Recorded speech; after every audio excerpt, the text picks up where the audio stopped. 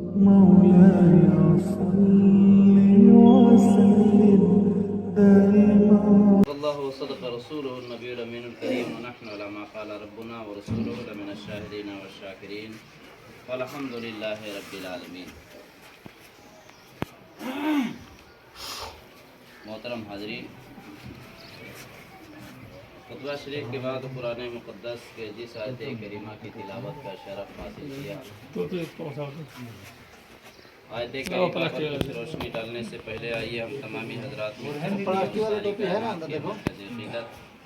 محسن انسانیت مکی سرکار مدنی تاجدار دونوں عالم کے مالک و مختار گنبد خضرا کے مکی سنہری جالیوں میں آرام فرمانے والے داتا واقع جناب محمد رسول اللہ صلی اللہ تعالیٰ علیہ وآلہ وسلم کے مقدس اور نوری بارگاہ میں حد درود نچھاور کریں اور پڑھے بآواز بلند اللہم صلی علی سیدنا و شفیعنا نبینا مولانا محمد طب القلوب و دبائہ وافِ الابدان و شفائہ نور الابصار و ضیائہ وعلی آلہ و صحبہ دائما ابدا.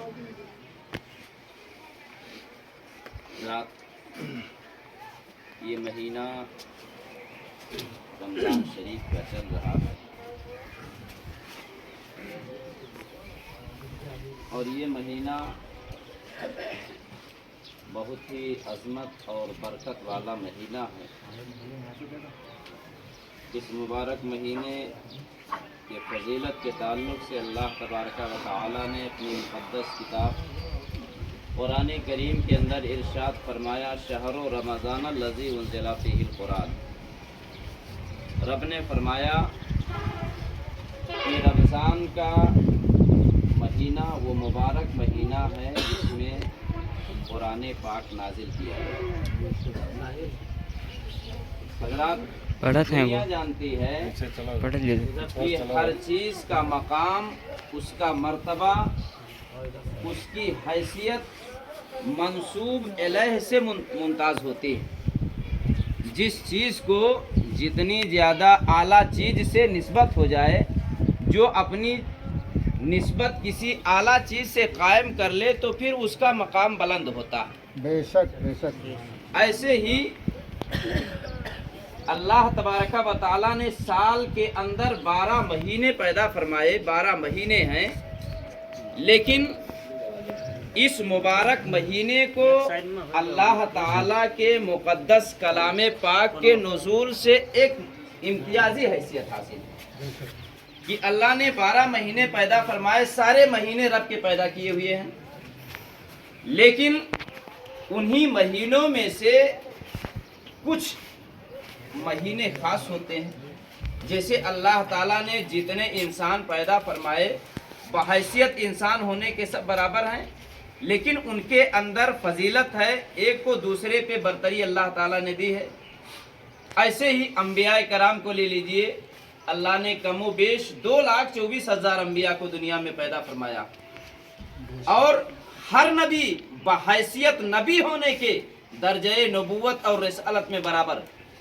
اور یہ میں نہیں کہتا، اللہ کا قرآن فرماتا ہے لا نفرق بین احد من رسلی، ہم اپنے رسولوں کے درمیان، اپنے نبیوں کے درمیان درجہ نبوت و رسالت میں کچھ فرق نہیں ڈالتے، لیکن فضیلت کے اعتبار میں ایک دوسرے کو بہت بڑا مقام حاصل ہے.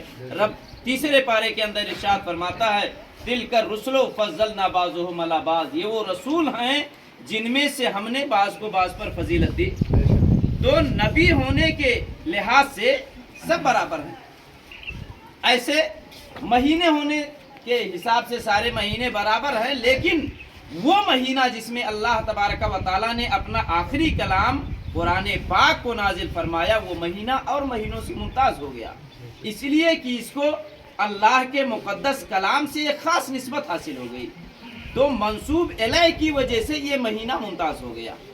تو نسبت سے ہر چیز کا مقام و مرتبہ بلند ہوتا ہے. اور اسی مبارک مہینے میں ایک رات ایسی اللہ تبارک و تعالیٰ نے بنائی ہے جسے 1000 مہینوں سے بہتر ہمارے اور آپ کے پروردگار نے فرمایا.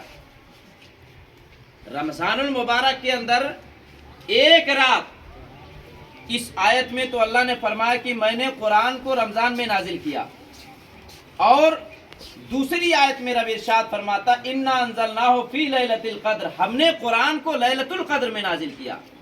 अभी तो महीनों में से रमजान के महीने को अल्लाह ने खास किया, फिर रमजान के महीने में अल्लाह तबारक व तआला ने एक मखसूस रात को खास किया कि हमने कुरान को नाजिल किया तो उस मखसूस रात में नाजिल किया है। तो जिस मखसूस रात में कुरान नाजिल किया गया, अल्लाह फरमाता है लैलतुल क़द्र खैरुम मिन अल्फि शहर, की लैलतुल क़द्र 1000 महीनों से बेहतर है।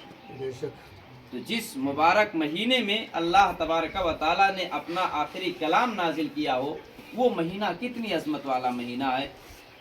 मिशकात शरीफ की एक हदीस है, हज़रत सलमान फ़ारसी रज़ी अल्लाह ताला अन्हु इस हदीस पाक के रावी हैं कि हज़रत सलमान फ़ारसी ने इरशा फरमाया कि शाबान की आखिरी अशरा में अल्लाह के प्यारे रसूल सल्लल्लाहु अलैहि वसल्लम ने सहाबा को एक बहुत लंबा चौड़ा खुतबा दिया,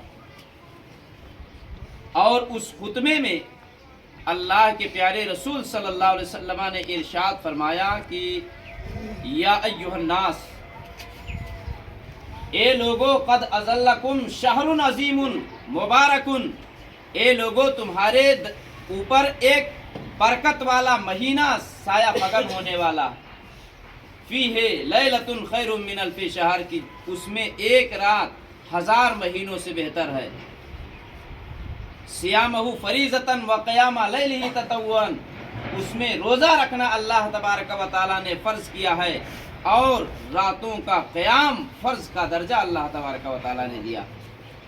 रमज़ानुल मुबारक के महीने में अगर कोई इंसान 1 रुपया खर्च करता है, तो और महीनों के मुकाबले में अगर इंसान 70 रुपया खर्च करे तब जा कर के इस 1 रुपये के बराबर पहुँचेगा। अल्लाह तबारक व तआला ने इस मुबारक महीने को वो फजीलत, वो अज़मत और शान अता फरमाई, और अल्लाह ताला ने कुरान करीम के अंदर इरशाद फरमाया राहे खुदा में खर्च करने की मिसाल। अल्लाह तबारक व तआला ने राहे खुदा में खर्च करने की मिसाल देते हुए इरशाद फरमाया कि मसलुल लज़ीना युनफ़िक़ूना अमवालहुम फ़ी सबीलिल्लाह। हज़रात, एक बात मैं आप हज़रात के गोशे गुजार कर दूं कि मैं महाराजगंज से मुत्तसिल मिला हुआ एक मौज़ा है, एक मकाम है पिपरी, वहीं से मदरसे के चंदा के सिलसिला से आया हूँ। आप हज़रात से गुजारिश है कि जिससे जो हो सके आप हज़रात उस मदरसे का ताउन करने की कोशिश करें। अल्लाह तबारक व तआला आपको इसका बेहतरीन अजर देगा। ये रमज़ान का मुबारक महीना है, अगर आप 1 रुपया खर्च करेंगे तो अल्लाह तबारक व तआला आपको 1 रुपये के बदले आपको 70 रुपये का सवाब अता फरमाएगा। तो हज़रात, अल्लाह तबारक व तआला इरशाद फरमाता है मसलुल लज़ीना युनफ़िक़ूना अमवालहुम फ़ी सबीलिल्लाह, कि जो लोग अपने माल को राहे खुदा में खर्च करते हैं, का मसले हब्बतिन अम्बतत सबा सनाबिला। आज हम ये सोचते हैं कि हमारे पास 100 रुपया है, अगर हम इसमें से 10 रुपया खर्च कर देंगे तो 10 कम हो जाएगा, 90 बचेगा। लेकिन रब इरशाद फरमाता है मसलुल लज़ीना युनफ़िक़ूना अमवालहुम फ़ी सबीलिल्लाह, उन लोगों की मिसाल जो अपने माल को राह खुदा में खर्च करते हैं, कमसले हब्बतिन, उस दाने की तरह है, अम्बतत सबा सनाबिला, जिसने 7 बालियां उगाई।